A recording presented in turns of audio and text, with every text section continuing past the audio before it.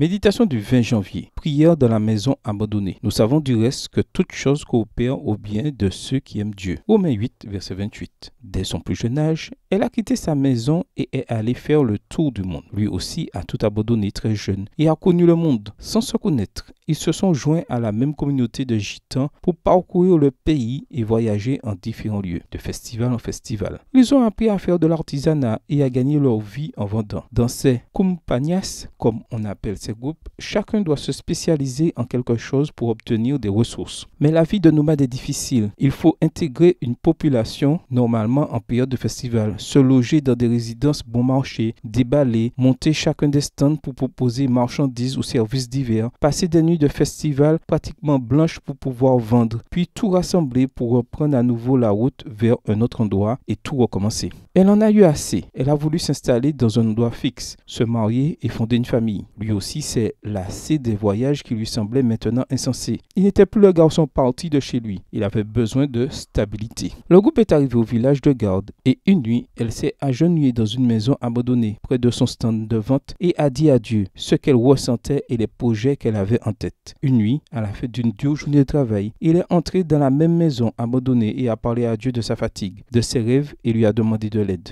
À la fin du festival, ils ont emballé leurs affaires et sont allés à leurs auberges respectives pour dormir. Ils ont tellement dormi qu'à leur réveil, le groupe était déjà parti. Il a alors décidé de rester, pensant que c'était peut-être la réponse de Dieu. Le lendemain, il a ouvert son stand et a eu la surprise de voir qu'une belle jeune femme du groupe était restée. Ils sont devenus amis et en discutant, ils ont réalisé qu'ils avaient les mêmes rêves et les mêmes aspirations. Ils ont appris qu'ils avaient été dans la même maison abandonnée pour prier Dieu et ont compris que l'un était la réponse à la prière de l'autre. Ils ont uni leurs affaires et leur vie. Ils ont assisté à des conférences et ont accepté Jésus comme leur sauveur personnel. Comme il est encourageant de savoir que Dieu écoute nos prières. Si tu as confié ta vie au Seigneur, marche avec confiance. Le message de @Dieu pour toi est aujourd'hui peut-être le jour où viendra la réponse à ta prière. Bonne journée à toi et que le Seigneur te bénisse.